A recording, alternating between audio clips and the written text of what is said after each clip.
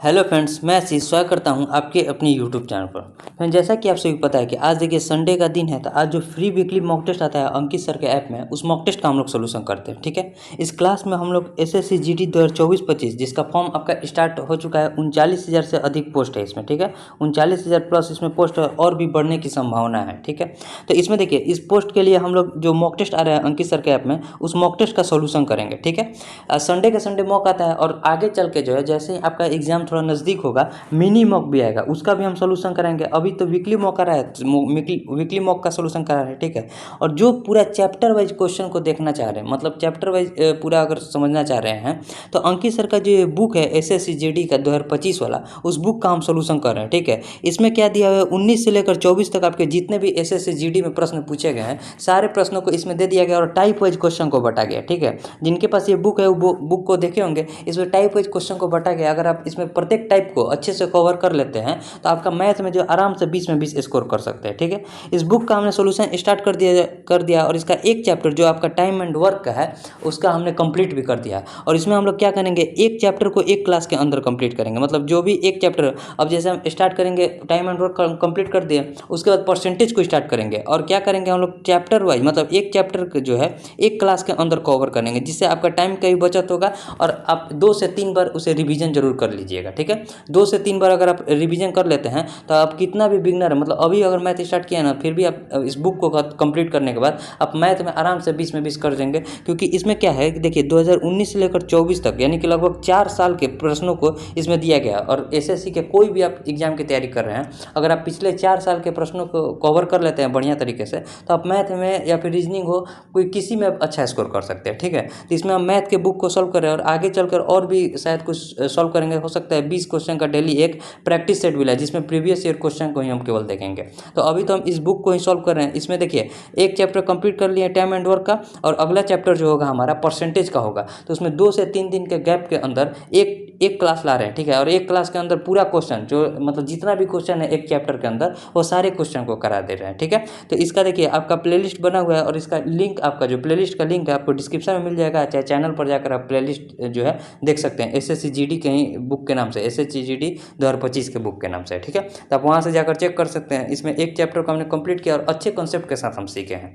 अब इसमें छोड़िए, इस बुक को हम छोड़ते हैं। अब देखिए इसमें हम लोग क्या करेंगे, एसएससी जीडी 2024-25 में जो आपका एग्जाम होगा, इसमें जो मॉक टेस्ट पूछा गया आज का मॉक टेस्ट, किस प्रकार से इसमें प्रश्न और कैसे उसे सॉल्व करके हम कम से कम टाइम के अंदर मतलब एग्जाम हॉल में बना देंगे। क्योंकि जितना आप मैथ और रीजनिंग में कम से कम टाइम में बनाइएगा उतना आपके लिए बढ़िया होगा। क्योंकि इसमें एक्यूरेसी बढ़िया रहता है और आपका कॉन्सेप्ट क्लियर रहता है। आप इसमें आराम से 100% एक्यूरेसी के साथ क्वेश्चन सही कर सकते हैं। ठीक है, तो देखेंगे इसमें किस प्रकार से प्रश्न पूछे गए हैं और हम कोशिश करेंगे कि आपको 25 से लेकर 30 मिनट के अंदर आपको अच्छे से समझाते हुए बना दें। ठीक है, तो 25 से 30 मिनट तक आपको बढ़िया से सीखना है।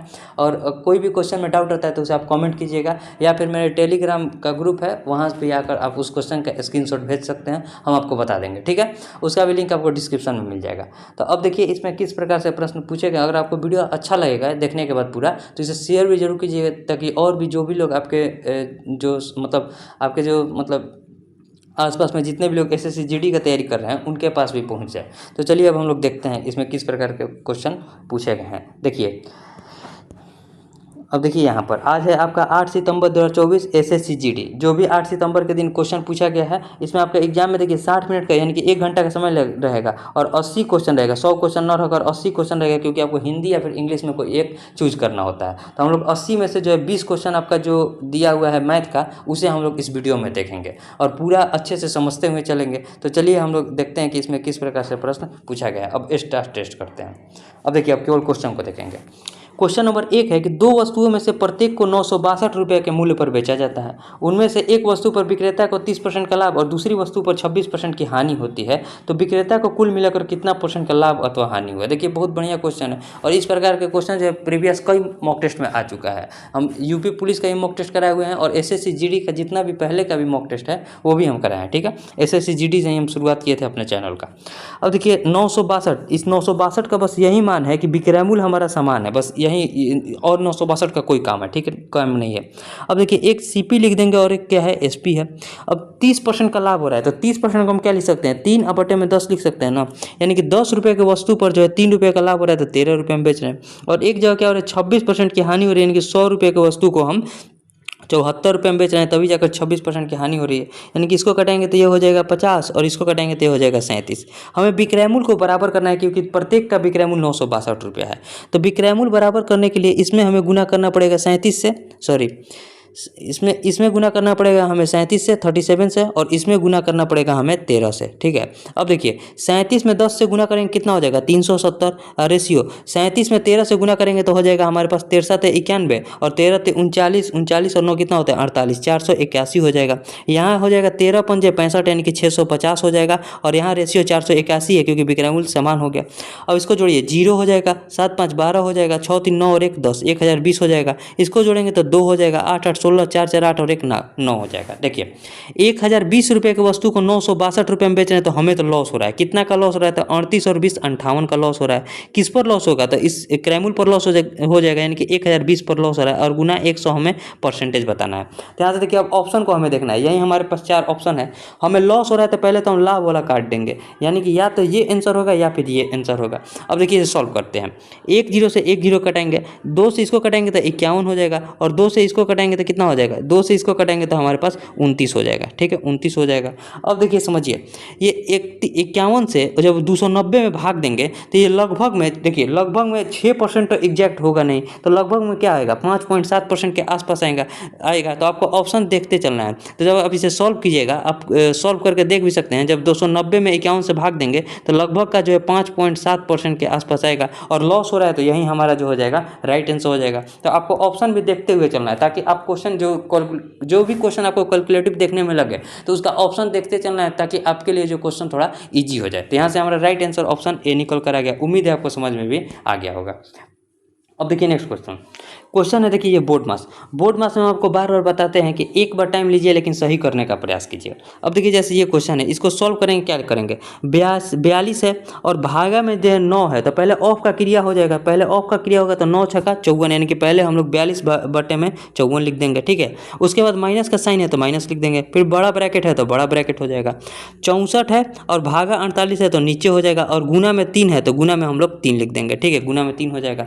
अब माइनस का 15, अब भागा में 8 है तो क्या करेंगे, नीचे में 8 हो जाएगा, और गुना क्या हो जाएगा, तो देखिए 11 में से 17 गया, 11 में से 17 गया तो माइनस का 6 हो जाएगा, और माइनस माइनस यहाँ हो जाएगा प्लस, और यहाँ लिख देंगे 6 हो जाएगा, ठीक है। और फिर भागा 9 है तो बटे में 9 लिख देंगे, ये भागा 9 है तो बटे में 9 लिख दिए, और फिर ब्रैकेट को बंद करके भागा 14 है तो 1/14 गुना कर देंगे, ठीक है। अब बस इसे सॉल्व कर देना है। देखिए 3 से इसको कटाएंगे तो 16 हो जाएगा, और 16 से इसको कटाएंगे तो 4 हो जाएगा, ठीक है, 4 हो जाएगा।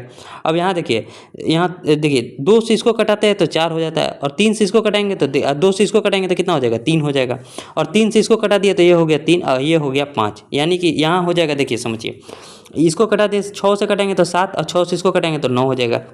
यहाँ बचेगा 7/9। अब माइनस का यहाँ केवल 4 है तो केवल 4 लिख देंगे। अब प्लस का देखिए यहाँ 5 है, यहाँ 4 है तो 5/4 हो जाएगा। अब ब्रैकेट बंद करने के बाद बाहर में 1/, ये जो 14 है उसको हम लोग लिख देंगे, ठीक है। अब सॉल्व कीजिए, 4 × 4 = 16 और 5 = 21, 21 में कितना हो जाएगा 4, और गुने 1/14 है तो 1/14 कर देंगे, 7 दूनी का 14, 7 3 21, यानी कि 3/8 निकल कर आ गया। अब देखिए ये 3/8 है, 7/9 में से घटाना है, यानी कि 7/9 और माइनस का 3/8। अगर आप बोर्ड मास के नियम को फॉलो कीजिएगा तो आप आराम से एक बार में आंसर ला सकते हैं। 9 × 8 = 72। अब देखिए हम ऑप्शन बिना बनाए इसे सॉल्व कर सकते हैं। नीचे में 72 एक ही ऑप्शन में, तो ऑप्शन डी हो जाएगा। और ये सॉल्व भी कर लीजिए, 9 × 8 = 72 हो जाएगा, तो यहाँ हो जाएगा 8 × 7 = 56, अब माइनस का हो जाएगा 8 × 9 = 72, तो 9 × 3 = 27 हो जाएगा। घटाएंगे तो 16 में से 7 गया, 9 4 में से 2 गया 2, 29/72 जो हो जाएगा इस क्वेश्चन का राइट आंसर निकल कर आ जाएगा, जो कि ऑप्शन नंबर किस में है, तो देखिए ऑप्शन नंबर डी में है, तो ऑप्शन डी पर हम लोग टिक कर देंगे। तो बोर्ड मास में आप एक बार टाइम लीजिए, थोड़ा कैलकुलेटिव जरूर है लेकिन आप आराम से इस क्वेश्चन को बना सकते हैं। एक बार भी अगर आप गलती किए तो आपसे जो है टाइम ज़्यादा लग जाएगा। हम यहाँ आपको समझा कर बता रहे हैं, फिर भी आप 2 मिनट के अंदर हम आपको समझा कर बता दिए, जबकि एक पूरा स्टेप वाइज, नहीं तो बोर्ड मास में बनाते समय कुछ हम दिमाग में बनाते हैं और कुछ आप लोग भी बनाते होंगे, ठीक है। अब देखिए क्या है क्वेश्चन है कि मिश्रण ए में चॉकलेट और दूध का अनुपात 4:3 है, ठीक है, और मिश्रण बी में चॉकलेट और दूध का अनुपात 5:2 है।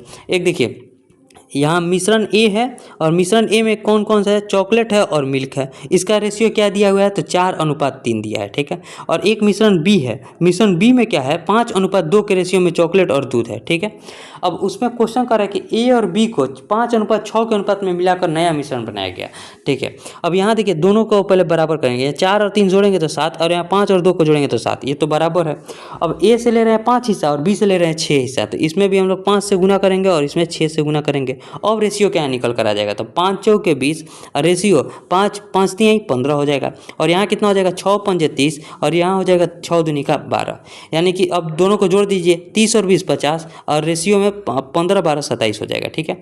अब हमसे क्वेश्चन में क्या कर रहा है कि नए मिश्रण में चॉकलेट का प्रतिशत कितना है, तो चॉकलेट इसमें ये वाला भाग है यानी कि 50 भाग है, और बटे में दोनों का योग कितना हो जाएगा, 50 और 27 को जोड़ेंगे तो 77 हो जाएगा, और गुना में परसेंटेज बताना है तो 100 से हमें गुना करना पड़ेगा, ठीक है।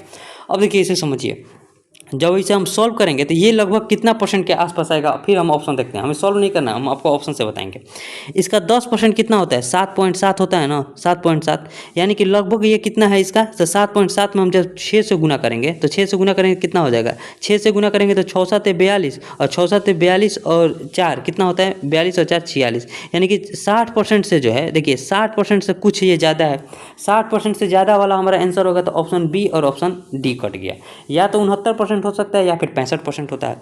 अब देखिए ये हमारा आया है 46.2, हमें चाहिए कितना, 50, तो देखिए 50 ये कितना कम है, तो लगभग 4 कम है, तो लगभग 4 7.7 का क्या है, लगभग आधा है, यानी कि लगभग 5% और बढ़ेगा, यानी कि ऑप्शन जब 50 जो है 77 का लगभग में 65% के आसपास आएगा। तो आप इसे बिना सॉल्व किए हुए बना सकते हैं, नहीं तो आपको हम यहाँ तक पहुँचा दिए, आप इसे आराम से सॉल्व कीजिएगा तो लगभग 65% के आसपास आंसर आएगा, तो 65% जो हो जाएगा हमारा राइट आंसर हो जाएगा। हम आपको बता रहे हैं कि ऑप्शन को देखते हुए कैसे आंसर तक पहुंचना है, ठीक है। उम्मीद है आपको समझ में आ गया होगा। अब देखिए नेक्स्ट क्वेश्चन, आज के क्वेश्चन थोड़ा कैलकुलेटिव जरूर है, लेकिन आप बनाइएगा तो आपसे क्वेश्चन सारा बनेंगे। अब देखिए नेक्स्ट क्वेश्चन क्या है, क्वेश्चन है कि यदि 3 और 9 का तृतीय अनुपात P है तो 6P4 का चतुर्थ अनुपात क्या होगा। देखिए यहाँ तृतीय अनुपात और चतुर्थ अनुपात आपसे पूछा है, तो तृतीय अनुपात निकालने के लिए 3/9 लिखेंगे, अब बराबर 9/में तृतीय अनुपात को हम x मान लेते हैं, ठीक है। 3 से इसको घटाएंगे तो 3 हो जाएगा, यानी कि x बराबर निकल कर आ गया हमारे पास 27। अब हमें देखिए 6 है और यहाँ सॉरी P है ना, P है तो यहाँ P हम x ना मान कर यहाँ P मान लीजिए, आपके लिए आसान होगा, तो यहाँ P हो गया।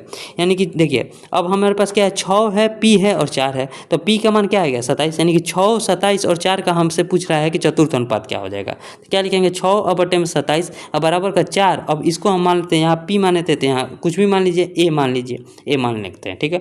3 से इसको कटेंगे तो 2 और 3 से इसको कटेंगे तो कितना हो जाएगा, 9 हो जाएगा, 2 से इसको घटा देंगे तो 2 हो जाएगा, यानी कि A बराबर जो निकल कर आ गया 9 दूनी का 18। तो चतुर्थ अनुपात का मान जो हो गया हमारे पास 18 हो जाएगा, जो कि ऑप्शन नंबर किस में है, डी में है, तो ऑप्शन डी जो हो जाएगा इस क्वेश्चन का राइट आंसर हो जाएगा। उम्मीद है आपको समझ में आ गया होगा, काफ़ी बढ़िया प्रश्न है, ठीक है।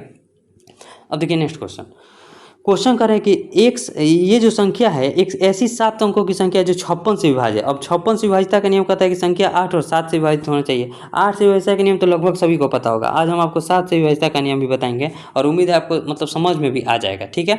अब तो हमसे पूछ रहा है y के सबसे बड़े मान के लिए x² + y का। देखिए ये सारा क्वेश्चन जो दिया गया है आपका कैलकुलेटिव, मतलब जिस टाइप से आपका आगे हो सकता है क्वेश्चन आपके एग्जाम में हार्ड आ जाए, तो हार्ड सेट को भी सेट किया गया है इसमें, ठीक है।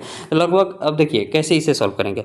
क्वेश्चन क्या दिया हुआ है, x है, 8 है, 9 है और उसके बाद क्या है 4 2 y 4, 4 2 y 4 है, ठीक है।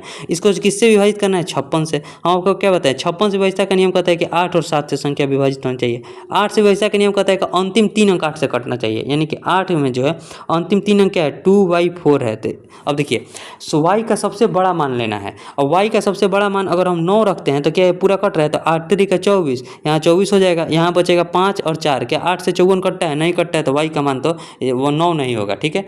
अब उसके बाद y का मान क्या रखते हैं, 8 रखते हैं। अब 9 के बाद 8 हो जाएगा, तो फिर क्या रखेंगे 8 3 का 24, यहाँ बचेगा 4 और 4, ये क्या 44 भी 8 से नहीं कटेगा तो 8 भी नहीं होगा, तो अब इसको हटाते हैं। अब y की जगह रखते हैं 7, 7 रखेंगे तो 8 3 का 24 हो जाएगा, ठीक है 24, यानी कि यहाँ बचेगा 3 और 4, ये भी नहीं कटेगा तो ये भी हमारा आंसर नहीं होगा। अब उसके बाद देखिए अब इसके बाद 7 नहीं रख के हम क्या रखेंगे, आपकी बार 8 में हम रखेंगे 2 y और 4 के जगह y के जगह क्या रखेंगे 6 कट जाएगा, यानी कि 8 तरीक का यहाँ हो जाएगा 24, यहाँ बचेगा 2 और 4 यानी कि 8 तरीके 24, यानी कि y के जगह हमारे पास आ गया कितना 6, y की जगह 6 आ गया। अब 7 से विभाज्यता का नियम हम आपको चेक करके बताते हैं। देखिए अब इस मान को जो है, ये हमारा संख्या आ गया, अब x का मान हमें निकालने के लिए 7 से विभाज्यता का नियम आना चाहिए। तो देखिए 7 से विभाज्यता का नियम को यहाँ सीखिए, यहाँ x है ना, x को लिख देंगे 8 9, ठीक है 8 9 4 2 6। अब देखिए 6 तक हम लिखेंगे और जो लास्ट वाला अंक है उसको दोगुना करके इसमें से घटाएंगे, यानी कि 4 दूनी का कितना होता है 8। अब इसमें से घटा देंगे तो कितना हो जाएगा, 16 में से 8 गया 8, यहाँ बचेगा कितना 18, 4 9 8 और फिर x। फिर हम आपको क्या बताएं, इसको दुगुना करके इसमें से घटाना है, तो 16 8 का दुगुना कितना होता है 16 को हम लोग माइनस कर देंगे, 41 में से 16 गया कितना बचा 25 9 8 x, ठीक है। फिर इसको दुगुना करेंगे और इसमें से घटाएंगे, तो यहाँ 2 हो जाएगा, यहाँ 8 हो जाएगा, यहाँ कितना हो जाएगा 8 और यहाँ x। फिर इसको दुगुना करेंगे और इसमें से घटाएंगे तो कितना हो जाएगा 8 में से 4 गया 4 हो जाएगा, और यहाँ कितना बचेगा 8 और x, ठीक है। यानी कि यहाँ है x है 8 है और 4 है। फिर इसको दुगुना करेंगे और इसमें से घटाएंगे तो 8 में से 8 गया 0। अब x की जगह यहाँ x और 0 हो जाएगा। अब x की जगह हम क्या रखें कि हमारा संख्या जो है 7 से विभाजित हो जाए। तो देखिए अब समझिए x और 0 है, इसको हमें किससे विभाजित करना है 7 से, तो जरूर यहाँ 7 होगा तभी जाकर ये 0 पूरा 7 दही 70 होता है, 70 से कट जाएगा, यानी कि x का मान हमें पता चल गया 7 और y का मान हमारे पास आ गया कितना, y का मान आ गया हमारे पास 6। तो हमसे क्वेश्चन में क्या है x स्क्वायर प्लस y का, x स्क्वायर और प्लस y का मान हमें बताना है। तो कितना हो जाएगा 7 7 49, ठीक है, अब प्लस का 6, 49 और 6 को जोड़ेंगे कितना हो जाएगा 55, 55 जो हो जाएगा इस क्वेश्चन का राइट आंसर हो जाएगा। अब 55 को ध्यान में रखिएगा, 55 इस क्वेश्चन का राइट आंसर हो जाएगा। आप इस बार इसको जो है एक बार स्क्रीनशॉट ले सकते हैं। तो 55 यानी कौन सा ऑप्शन हो जाएगा, 55 को हमें ध्यान में रखना है, 55 यानी कि ऑप्शन डी जो हो जाएगा इस क्वेश्चन का राइट आंसर हो जाएगा। तो उम्मीद है आप 7 से विभाज्यता का नियम जो है सीख गए होंगे। अंतिम अंक को दोगुना करके बाकी के जितने भी अंक है उसमें से घटाया जाता है, ठीक है। अब देखिए नेक्स्ट क्वेश्चन नंबर 6 है कि दो संख्याओं का अंतर 10 है, ठीक है। यदि उनका लॉसा 120 और उनका मौसा 10 है तो दोनों संख्याओं का योगफल हमें बताना है। देखिए दो संख्या का अंतर यानी कि एचसीएफ के गुणनफल, तो यानी कि 10 है एचसीएफ, 10x माइनस का 10y बराबर किसके दिया है, तो अंतर दिया है 10 के बराबर, ठीक है। हमसे बताना है कि क्या क्वेश्चन में करा है कि 10x प्लस 10y का मान बताना है, ठीक है, इसका मान हमें बताना है। और इसका गुणनफल दिया हुआ है 10x into Y, 10x into का देखिए 10x इंटू का 10y बराबर किसके दिया है, तो एलसीएम के बराबर होता है, यानी कि 120 के बराबर है। यानी कि 10 से जब इसको कटाएंगे, देखिए यहाँ समझिए उनका लौसा किसके बराबर है, तो 120 के बराबर है, और उनका मौसा किसके बराबर है, तो 10 के बराबर है। ध्यान देखिए 10x इंटू 10y नहीं होगा, गुणनफल में सबसे न्यूनतम संख्या से गुना होता है, समझिए 10 इंटू का एक्स वाई बराबर किसके दिया है, तो 120 के बराबर दिया है, क्योंकि एलसीएम के बराबर हो जाएगा। 0 से 0 कट गया, यानी कि एक्स वाई बराबर आ गया हमारे पास 12, और यहाँ से देखिए यहाँ से x और माइनस का y बराबर आ गया 1, ठीक है, क्योंकि 10 दोनों में कॉमन है। अब ऐसी क्या संख्या रखेंगे गुणा करे पर 12 आ जाए और घटाने पर 1 आ जाए, तो कहिएगा 4 और 3 रख लेते हैं। 4 में से 3 घटा तो 1 आ गया, और 4 गुना का 3 करेंगे तो कितना आ जाएगा, 12 आ जाएगा, ठीक है। यानी कि x का मान हमें पता चल गया। अब हमें x प्लस वाई बताना है, तो देखिए x का मान 4 आ गया और y का मान आ गया 3, ठीक है। तो हम 10x देखिए y का मान आ गया हमारे पास 3। अब हमें 10x प्लस 10y बताना है, तो 10 चौके कितना होता है 40, और प्लस 10 है कितना होता है 30, 40 और 30 को जोड़ेंगे कितना हो जाएगा 70 जो हो जाएगा इस क्वेश्चन का राइट आंसर हो जाएगा, जो कि ऑप्शन नंबर सी में है। तो ऑप्शन सी जो हो जाएगा इस क्वेश्चन का राइट आंसर हो जाएगा, ठीक है। उम्मीद है आपको समझ में आ गया होगा। अब देखिए नेक्स्ट क्वेश्चन नंबर 7 है कि ABCD का औसत भार 33 kg है, CA से 12 kg हल्का है, जबकि BC से 6 kg भारी है। D का भार C से 10 kg कम है, A और D का औसत भार कितना है।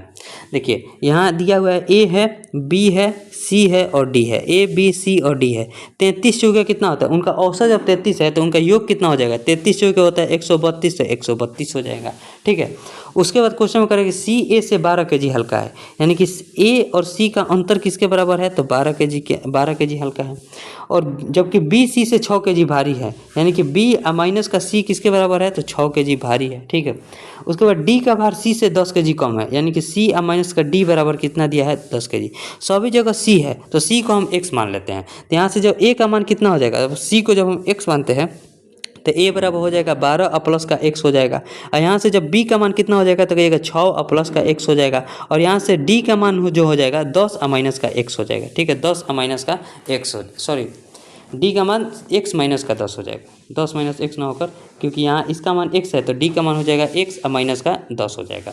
अब देखिए, अब सब में इसका मान हम रख लेते हैं a b c d का मान, तो क्या लिखेंगे, a की जगह लिखेंगे 12 और प्लस का x, ठीक है, 12 और प्लस का x और प्लस, एक मिनट रुक जाइए, देखिए यहाँ a की जगह हम क्या लिखेंगे 12 प्लस एक्स, उसके बाद b की जगह क्या लिखेंगे 6 प्लस एक्स, तो 6 प्लस एक्स लिख देंगे। उसके बाद c की जगह, c को हम क्या माने हैं x माने हैं, तो c का मान हम x लिख देंगे। उसके बाद d की जगह क्या लिखेंगे, तो d का मान x माइनस 10 है, तो क्या लिखेंगे x और माइनस का 10। अब ये बराबर किसके है, तो 132 के बराबर है, तो यहाँ 132 कर देंगे, ठीक है। अब यहाँ देखिए, यहाँ x और x, यहाँ 4x है तो कितना हो जाएगा 4x हो जाएगा। अब प्लस का कितना 12 और 6 18, 18 में से 10 गया कितना बचा 8, तो 8 हो जाएगा। बराबर किसके है, तो 132 के, तो 132 लिख देंगे। उसके बाद यहाँ से जब अब 4x बराबर किसके बराबर हो जाएगा, तो 132 में से 8 गया 124 हो जाएगा। तो x का मान है यहाँ से हमारे पास निकल कर आ गया 31, ठीक है। अब हमें a भी निकालना है और d निकालना है, तब जाकर उसका औसत पता करना है। तो a कितना हो जाएगा, तो 12 में 31 को जोड़ेंगे तो कितना हो जाएगा 43, a का मान हो गया। और d का मान हो जाएगा 41, 31 में से 10 गया कितना बचा, 31 में से 10 जाएगा तो 21 बचेगा। अब दोनों का औसत निकालेंगे तो a का मान आ गया 43 और d का मान कितना आ गया 21, तो 21 लिखेंगे। औसत निकालने के लिए जितना संख्या उससे भाग दे देंगे तो 2 से भाग दे देंगे, ठीक है।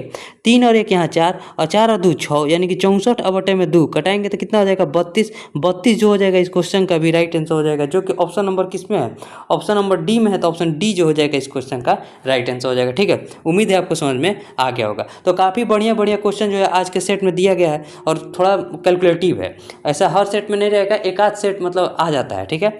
अब देखिए क्या है क्वेश्चन है कि एक परीक्षा में 20% अंक प्राप्त करने वाला एक छात्र 30 अंकों से अनुत्तीर्ण हो जाता है, ठीक है। परंतु एक अन्य छात्र 32% अंक प्राप्त करता है और जो उत्तीर्ण के लिए अंकों से 42 अंक अधिक प्राप्त करता है। देखिए दोनों जगह हम पासिंग मार्क्स को बराबर करेंगे, ठीक है। एक जगह क्या कर रहा है 20% ला रहा है तो 30 अंक से अनुत्तीर्ण हो गया, तो और अगर इसको हम 30 अंक दे देंगे तो ये पास हो जाएगा। और एक बार क्या एक छात्र क्या कर रहा है 32% अंक ला रहा है तो उत्तीर्ण अंक से 43 अंक ज़्यादा 42 अंक ज़्यादा ला रहे हैं कि 42 घटा भी देंगे तो पास हो जाएगा, ठीक है। 32% में से 20% गया तो क्या बचा 12%, बराबर किसके हो जाएगा, तो 30 में 42 को जोड़ेंगे तो 72 के बराबर हो जाएगा। तो हमसे पूछ रहा है कि अधिकतम अंक यानी कि 100% का मान हमसे पूछा जा रहा है, ठीक है। ये इसका कितना गुना है 6 गुना है, तो इसमें भी हम लोग 6 से गुना कर देंगे तो कितना हो जाएगा 600 जो हो जाएगा उस परीक्षा का अधिकतम अंक हो जाएगा, जो कि ऑप्शन नंबर ए में है। तो ऑप्शन ए जो हो जाएगा इस क्वेश्चन का राइट आंसर हो जाएगा, ठीक है। उम्मीद है आपको समझ में आ गया होगा। अब देखिए नेक्स्ट क्वेश्चन करें किसी वस्तु के अंकित मूल्य पर 35% की छूट वाले विक्रय मूल्य तथा 20% और 15% के दो क्रमिक छूट वाले विक्रय मूल्य का अंतर 504 है। तो हमसे बताना है अंकित मूल्य। एक जगह दिया जा रहा है 35% का छूट और एक जगह दिया जा रहा है 20% और 15% का छूट। उसको कैसे निकालते हैं, तो 20 प्लस का 15 और माइनस का 20 गुना 15 बटे में से, यह आपका फॉर्मूला होता है सक्सेसिव निकालने का, ठीक है। अब क्या करेंगे इसको, तो देखिए दोनों के बीच का अंतर हमें दिया हुआ है। तो यहाँ देखिए यहाँ हो जाएगा 35% और माइनस का जो हो जाएगा 20 और 15 कितना होता है 35 और माइनस कितना हो जाएगा 20 पंजे 100 और 5 तिहाई 15 हो जाएगा, यानी कि माइनस का 3%। अब ये जो बराबर दिया है 504 के बराबर दिया है क्वेश्चन में, ठीक है। यानी कि देखिए 35% बते इसको निकालेंगे तो कितना हो जाएगा 32%। 35% में से 32% गया तो कितना परसेंट बचा 3%, बराबर किसके है तो 504 के बराबर है। तो हमसे अंकित मूल्य यानी कि 100% का मान पूछा जा रहा है। ये इसका कितना गुना है, तो देखिए 16 × 48 और 2 4 8 × 24 168 गुना है। तो इसमें भी हम लोग 168 से गुना कर देंगे, जो कि कितना निकल कर आ जाएगा, यहाँ 168 से गुना करेंगे तो निकल कर आ जाएगा हमारे पास 16,800। 16,800 जो हो जाएगा इस क्वेश्चन का राइट आंसर हो जाएगा। 16,800 किस ऑप्शन में दिया था, ऑप्शन को देख लेते हैं। 16,800 यानी कि ऑप्शन डी जो हो जाएगा इस क्वेश्चन का राइट आंसर हो जाएगा। तो ये सब क्वेश्चन जो है थोड़ा ईजी हो जाता है, आप इस टाइप के क्वेश्चन को आसानी से बना लीजिएगा, ठीक है। अब देखिए जैसे ये क्वेश्चन है, क्वेश्चन करेंगे बाबूलाल किसी पार्क के बाहर जूस की दुकान चलाता है। सुबह में गिलोय का जूस यानी कि गिलोय प्लस पानी बेचता है। शुरू में उसके पास 19 लीटर जूस था, जिसमें गिलोय और पानी का अनुपात कितना था, तो 2:9 था। वो 2.5 लीटर जूस बेचता है। बाद में इसे पतला करने के लिए कुछ मात्रा में पानी मिलाता है, जिससे गिलोय और पानी का अनुपात 1:5 हो जाता है। तो कितना पानी मिलाया गया था, देखिए बहुत बढ़िया क्वेश्चन है। एक जूस में क्या है, एक गिलोय है और वाटर है, ठीक है। पहले उसमें का रेशियो क्या था 2:9 था। बाद में में उसका रेशियो कितना हो गया, तो 1:5 हो गया। अब इसमें पानी मिला है तो गिलोय बराबर होगा, तो गिलोय को यहाँ बराबर करने के लिए 2 से गुना कर देंगे, ठीक है। तो यहाँ जो रेशियो हो जाएगा, यहाँ जो रेशियो है 2:9 हो जाएगा और यहाँ रेशियो हो जाएगा 2:5। अब यहाँ गिलोय को जो हमने बराबर कर दिया, ठीक है। अब क्वेश्चन में क्या कर रहा है, देखिए पहले उसके पास 19 लीटर जूस था, जिसमें से उसने 2.5 लीटर जूस को बेच दिया, यानी कि 2.2 1/2 क्या लिख सकते हैं, 5/2 लिख सकते हैं, यानी कि 19 दूनी 38 में से 5 गया, कितना बचा 33, 33/2 अब लीटर बचा हुआ है, ठीक है। यानी कि 9 और 2 11, यहाँ समझिए 9 और 2 को जोड़ेंगे तो कितना होता है 11, 11 का मान किसके बराबर है, तो अब गिलो कितना बचा हुआ है, तो 33/2 हम आपको जो बता दिए 33/2 लीटर बचा हुआ है। तो हमसे बताना है कितना पानी मिलाया गया था, तो यहाँ देखिए यहाँ 5 ना होगा, सॉरी यहाँ 5 नहीं होगा, 5 ना होकर 2 5 10 होता है, तो यहाँ 10 लिखेंगे। यानी कि अब पहले वाटर 9 था, अब वाटर 10 हो गया, यानी कि 1 का मान हमें बताना है। तो 1 का मान क्या करेंगे, तो 11 का मान 33 है, तो इसको कटाएंगे तो कितना हो जाएगा 3/2, 1 का मान निकल कर आ जाएगा 3/2। पूर्णांक में लिखेंगे तो 1/1/2, यानी कि 1.5 लीटर जो है पानी मिलाया गया है। 1.5 लीटर किस ऑप्शन में है, तो ऑप्शन नंबर ए में है, तो ऑप्शन ए जो हो जाएगा इस क्वेश्चन का राइट आंसर हो जाएगा। ऑप्शन ए पर हम लोग क्लिक करेंगे और आगे बढ़ जाएंगे। उम्मीद है आपको समझ में आ गया होगा, ठीक है। अब देखिए नेक्स्ट क्वेश्चन को देखते हैं। Question number 11। क्वेश्चन नंबर 11 क्या है, क्वेश्चन है केल्विन और किम मिलकर किसी कार्य को 25 दिन में समाप्त कर सकते हैं। देखिए उस बुक में भी इस टाइप का क्वेश्चन दिया गया था टाइम एंड वर्क का, और उम्मीद है जितने भी लोग मतलब टाइम एंड वर्क के क्लास को देखेंगे इस क्वेश्चन को आसानी से बना सकते हैं। और कह रहा है कि दोनों 15 दिन तक साथ कार्य किया, फिर किम ने कार्य छोड़ दिया, तो उसके बाद केल्विन ने शेष कार्य को 12 दिन में समाप्त किया। केल्विन अकेले उस कार्य को कितना दिन में समाप्त करेगा, देखिए समझिए। एक जगह केल्विन है और एक जगह कौन है, किम है। किम को हम मान लेते हैं मतलब KI से मान लेते हैं, ठीक है। दोनों मिलकर कार्य को जो है 25 दिन में कंप्लीट कर रहे हैं। अब देखिए मान लीजिए टोटल वर्क 25 है, तो दोनों के मिलकर एफिशिएंसी कितना हो जाएगा 1 का। साथ मिलकर 15 दिन तक काम किए, तो 15 दिन तक काम किए 1 के एफिशिएंसी से, तो 15 कार्य हो गया होगा। अभी भी कार्य बचा कितना, तो कहिएगा 10 कार्य अभी भी शेष बचा है। अब क्या कर रहा है, किम जो है कार्य छोड़ दे रहा है, तो बाकी का जो केल्विन है वो इस 10 काम को, जो शेष काम है उसे कितना दिन में कंप्लीट कर रहा है, 12 दिन में कंप्लीट कर रहा है। ये जो एफिशिएंसी निकल कर आ गया वो केल्विन का निकल कर आ गया। अब क्वेश्चन में करेंगे केल्विन, जब केल्विन टोटल काम को अकेले करेगा, टोटल काम कितना है 25 काम को किस एफिशिएंसी के साथ करेगा, तो 10/12, तो नीचे में 12 है तो ऊपर जाकर गुना हो जाएगा, तो इतना दिन का जो है समझ लेगा। 5 से कटेंगे तो 2, और 5 से इसको कटेंगे तो 5 हो जाएगा, 2 से इसको कटेंगे कितना हो जाएगा 6, 6 5 30 दिन में जो है टोटल काम को केल्विन अकेले कंप्लीट कर सकता है, जो कि ऑप्शन नंबर डी में है। तो ऑप्शन डी जो हो जाएगा इस क्वेश्चन का राइट आंसर हो जाएगा, ठीक है। उम्मीद है आपको समझ में आ गया होगा। अब देखिए next question, question number 12। Question है कि ए और बी एक साथ चलना शुरू करते हैं और क्रमशः एक्स और वाई स्थानों से एक दूसरे की ओर बढ़ते हैं, ठीक है। मार्ग में एक निश्चित बिंदु पर एक दूसरे से मिलने के बाद ए और बी को क्रमशः वाई और एक्स तक पहुंचने के लिए 3.2 घंटा और 1.8 घंटा लगते हैं। तो बी की चाल 12 किलोमीटर पर आवर है, तो ए की चाल बताएं। देखिए ये जो है स्पीड टाइम एंड डिस्टेंस का एक मतलब बढ़िया सवाल है, उसी पर एक टाइप पर आधारित है। इसमें आपको थोड़ा एक फॉर्मूला जानना होगा। देखिए क्वेश्चन में पहले क्या है, यहाँ मान लीजिए ये है डिस्टेंस, एक एक्स स्थान है एक वाई स्थान है। यहाँ से ए चल रहा है इस ओर, ठीक है, और यहाँ से बी चल रहा है इस ओर, दोनों एक दूसरे के विपरीत चल रहे हैं। कोई एक जगह पर मतलब यहाँ पर मिलने के बाद मान लीजिए दोनों यहाँ पर मिले ए और बी, तो यहाँ से जो है ए यहाँ तक जाने में कितना समय ले रहा है 3.2 घंटा का, ठीक है, और बी यहाँ से यहाँ पूरा डिस्टेंस कवर करने में कितना समय ले रहा है 1.8 घंटा का। तो हमें स्पीड बताना है किसका, ए का स्पीड बताना है। देखिए स्पीड जो हो जाएगा ए का, अब बटे में स्पीड करेंगे बी का, ये फॉर्मूला आप ध्यान में रखिएगा। बराबर किसके होता है, तो √अंडर T2/T1 के बराबर होता है, T2/T1 के, ठीक है। स्पीड ए बताना है और स्पीड बी का दिया है कितना 12, और बराबर √T2 का मान कितना है, तो 1.8 है, तो 1.8 करेंगे। अब बटे में T2 का मान कितना है 1.2 है, तो 1.2 कर देंगे। पॉइंट से पॉइंट हट गया, यहाँ हो जाएगा 9 और यहाँ हो जाएगा 16, ठीक है।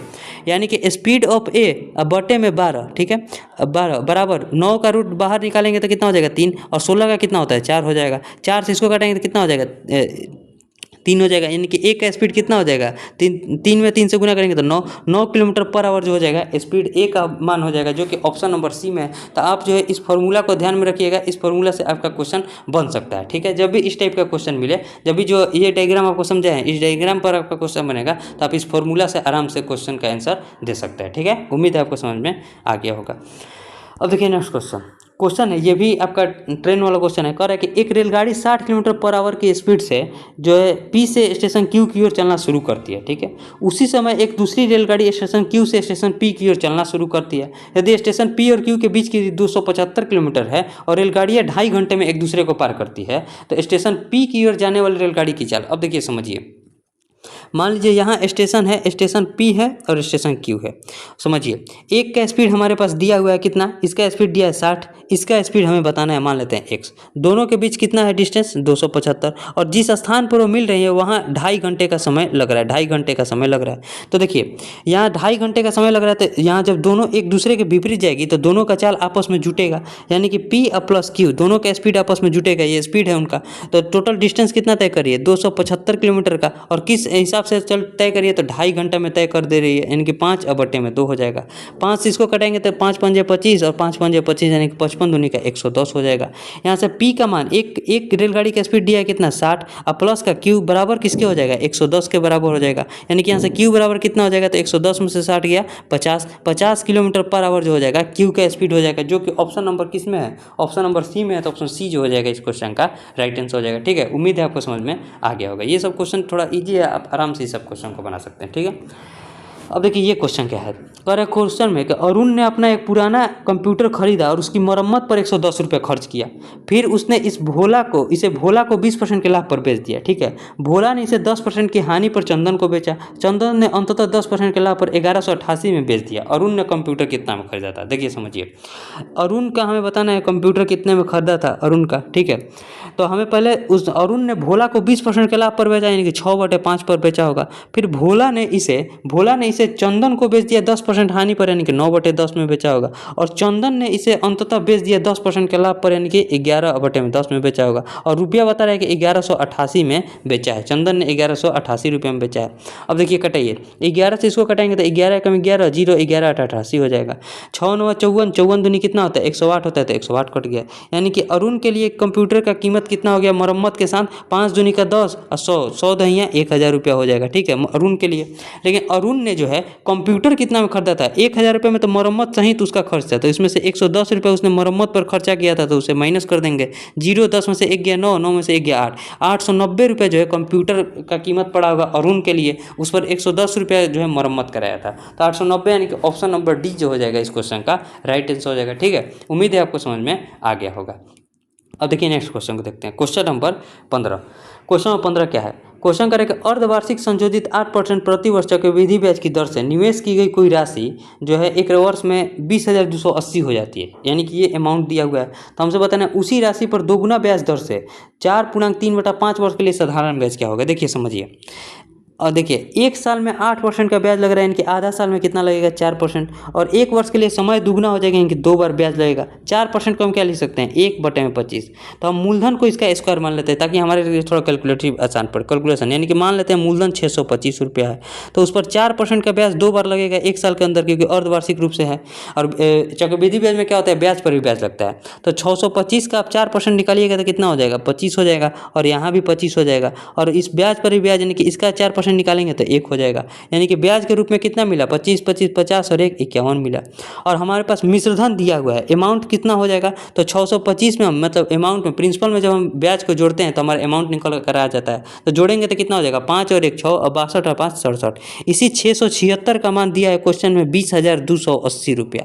तो हमसे पूछ रहा है साधारण ब्याज बताना है, तो साधारण ब्याज कैसे निकलेंगे, तो 625 रुपया मूलधन है। ठीक है, समझिए 625 रुपये मूलधन है, उस पर देखिए अब ब्याज दर जो हो जाएगा हमारा दोगुना ब्याज दर हो जाएगा। पहले 8% था तो अब ब्याज दर कितना हो जाएगा 16% का, और टाइम कितना है तो 4.3/5 यानी कि 5 के 20 और 3 23/5 हो जाएगा, 23/5। अब बटे में ब्याज निकालने के लिए साधारण निकालने के लिए 100 से हमें भाग देना पड़ेगा, इसी का मान हमें बताना है। तो देखिए यहाँ देखिए कटाइए, 5 से इसको कटाएंगे तो कितना हो जाएगा 125 हो जाएगा, 25 से इसको कटाएंगे तो 5, और 25 से इसको कटा देंगे तो 4 हो जाएगा, और 4 से इसको कटाएंगे तो कितना हो जाएगा 4, 5 के 20 23 दूनी का 46, 460 का हमें मान बताना है। ठीक है, तो यहाँ क्या लिखेंगे 20,280। ठीक है, और बटे में इसका मान कितना है 676 है, तो 676 लिख देंगे। साधारण ब्याज का मान कितना है 460 है, तो 460 का जो है हमें मान निकालना है। ठीक है, अब 676 को इससे कटाइए, 26 का स्क्वायर होता है 676, या फिर 26 से अगर कटता है तो कटाइए, तो डायरेक्ट 676 देखिए ये कट जाएगा। यहाँ इकाई अंक 8 है ना,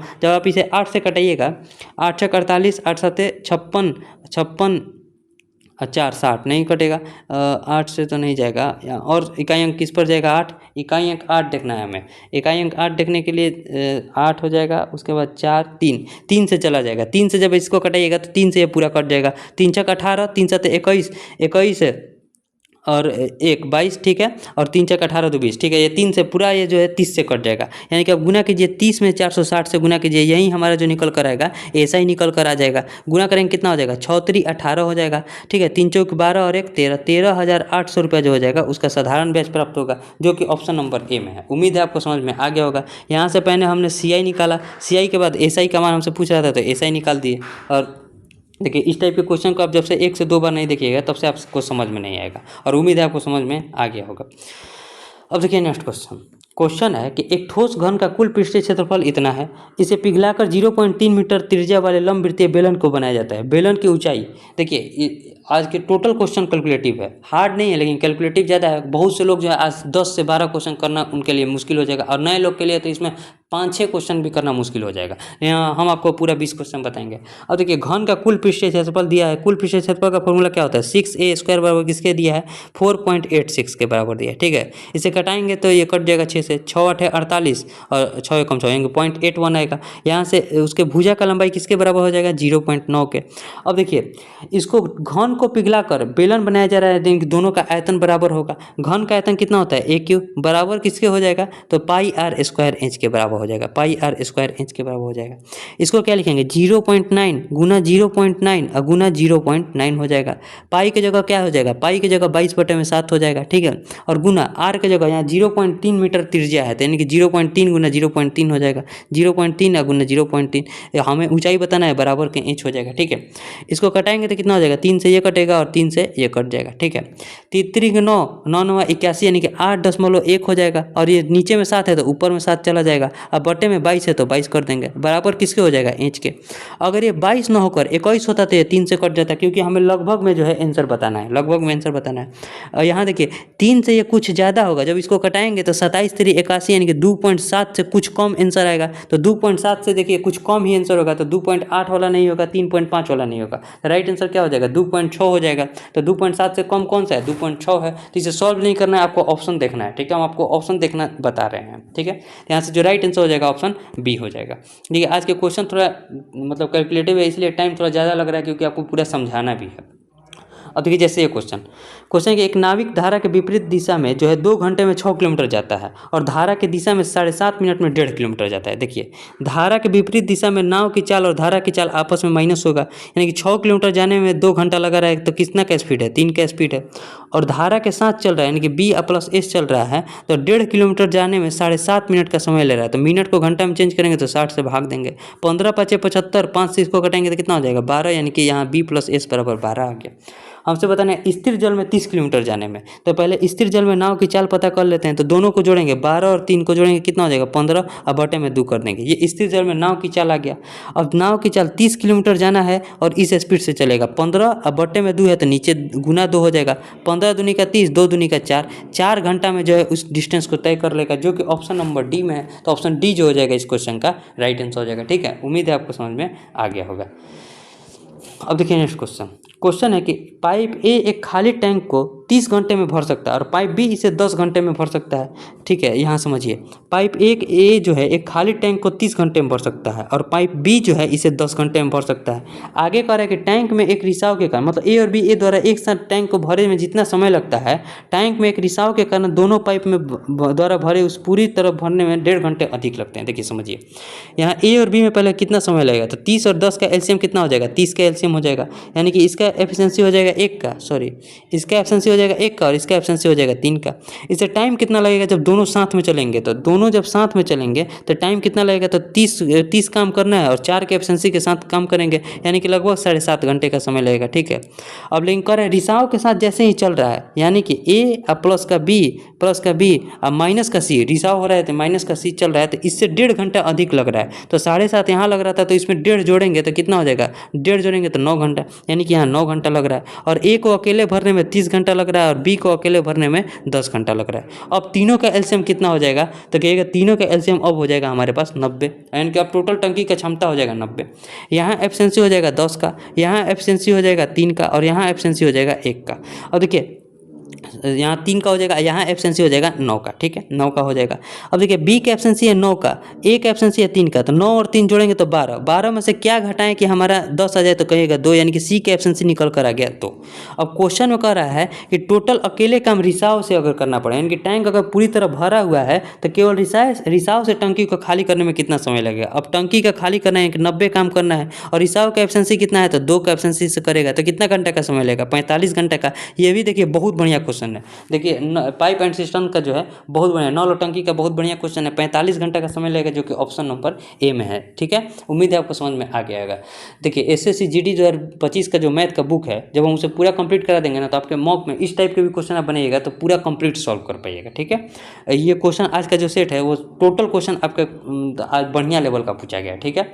अब देखिए जो ये क्वेश्चन है ये तो फॉर्मूला पर है। एक समानांतर चतुर्भुज का आधार उसकी ऊंचाई का दोगुना है, यानी कि आधार जो है ऊंचाई का दोगुना है, ऊंचाई का दोगुना है। तो हमसे बोल रहा है कि समानांतर चतुर्भुज का क्षेत्रफल दिया हुआ है तो उसकी ऊंचाई का मान। तो समानांतर चतुर्भुज के एरिया क्या होता है, बेस इंटू का हाइट होता है, आपको फॉर्मूला याद होना चाहिए, ठीक है। अब देखिए इसका एरिया दिया है कितना है, 338 है, तो 338 लिखेंगे। बेस की जगह क्या लिखेंगे, 2h इंटू का h, ठीक है। 2 से इसको कटेंगे, 169 दूनी 338 होता है, तो h बराबर कितना हो जाएगा, 169 का रूट ओवर, यानी कि 13 सेंटीमीटर जो हो जाएगा इस क्वेश्चन का राइट आंसर हो जाएगा, जो कि ऑप्शन नंबर सी है। तो आपको फॉर्मूला याद होगा, तो ये एक लाइन का क्वेश्चन है, ठीक है। अब देखिए आज का आखिरी सवाल क्वेश्चन नंबर 20, ये आपका मतलब चुनाव वाला क्वेश्चन है। ये क्या है क्वेश्चन, एक चुनाव में मतदाता सूची में शामिल 12% मतदाताओं ने अपना वोट नहीं डाला, जबकि 84 मतदाताओं ने अपना मतपत्र खाली डाले। केवल 2 उम्मीदवार रामज्ञा और श्रवण थे। विजेता रामज्ञा को सूची के सभी मतदाताओं में से 54% का समर्थन प्राप्त हुआ। उसे अपने प्रतिद्वंदी श्रवण से 1456 वोट अधिक मिले। सूची में मतदाताओं की कुल संख्या देखिए, समझिए 100% टोटल मतदाता सूची में शामिल होंगे, जिसमें से 12% मत नहीं डाला है, तो कितना परसेंट होगा, 88% पर ही चुनाव हुआ होगा, 88% पर ही चुनाव हुआ होगा। अब इसमें से एक था कौन था, एक रामज्ञा थे और एक श्रवण थे, ठीक है। अब देखिए रामज्ञा को जब 54% मत मिला है, तो अब 88% मतदान हुआ है, तो 54%, तो इसको कितना मिला होगा, तो इसको कहिएगा 54% में से हम घटाएंगे तो बचेगा 34%। लेकिन और आगे भी जानना है, और जो है 84 मतदाताओं ने अपना मत पत्र खाली डाला है, तो उनको भी देखना पड़ेगा, ठीक है। दोनों के बीच अंतर कितना हो जाएगा, 20% का अंतर हो जाएगा। अब प्लस का 54% इन्होंने खाली डाला, यानी कि ये किसी को वोट नहीं दिए हैं, तो ये भी तो वोट दिया है ना, प्लस का 84, अब बराबर जो हुआ है 1456 वोट से ये जीत रहा है, ठीक है। 1456 वोट से जीत रहा है, यानी कि 20% बराबर किसके हो जाएगा, तो 1456 में से 84 को माइनस करेंगे तो कितना हो जाएगा, घटाइए, 6 में से 4 गया 2, 15 में से 8 गया 7, यहाँ 1372 के बराबर हो जाएगा। तो हमसे 100% वोट का मान पूछा जा रहा है, तो ये इसका कितना गुना है, 5 गुना है। तो बस जितना आ रहा है उसमें भी 5 से गुना कर दीजिए, यही राइट आंसर हो जाएगा। 5 दूनी का 10, 5 7 35 और 1 36, 13 पंजे 65 और 3 68 60 वोट दूजा मतदाता सूची में टोटल वोटों की संख्या थी। 68 और 60 किस ऑप्शन में, तो ऑप्शन नंबर ए में है, तो ऑप्शन ए जो हो जाएगा इस क्वेश्चन का राइट आंसर हो जाएगा, ठीक है। उम्मीद है आपको समझ में आ गया होगा। अब टोटल हमारा 20 क्वेश्चन बन गया है, अब इसे हम लोग सबमिट कर देते हैं। सबमिट देख लेते हैं कोई भी क्वेश्चन में त्रुटि तो नहीं है ना। व्यू रिजल्ट देखिए, यहाँ हम आपको 20 क्वेश्चन बनाए, अभी तक लगभग 8000 लोगों ने इस टेस्ट को दे दिया है जब हम इस मॉक को सॉल्व कर रहे हैं, ठीक है। अभी तक 20 क्वेश्चन हम आपको सॉल्व कराएं, 20 का 20 सही है, और उम्मीद है आपको सारे 20 क्वेश्चन समझ में आए होंगे। आज का जो क्वेश्चन था मॉडरेट टू हाई लेवल का था। अगर आप इसमें जो है, अगर आप नए हैं तो आपको 10 क्वेश्चन करना चाहिए, कम से कम 10 क्वेश्चन करना चाहिए। धीरे धीरे आप क्वेश्चन को मतलब जो है बढ़ा सकते हैं, और यहाँ जब हम बुक को खत्म कर देंगे तो आपसे इस टाइप का भी अगर क्वेश्चन आएगा तो आप आराम से 20 में 20 कर दीजिएगा। उम्मीद है आपको सारे क्वेश्चन समझ में आए होंगे। अगर किसी भी क्वेश्चन में डाउट होगा तो उसे कमेंट कीजिएगा, हम बताने का प्रयास करेंगे। अब मिलेंगे नेक्स्ट वीडियो में, तब तक के लिए जय हिंद। उस बुक को सॉल्व करा रहे हैं उसका भी सॉल्यूशन जरूर देखिएगा, ठीक है। अब मिलेंगे नेक्स्ट वीडियो में, तब तक के लिए जय हिंद।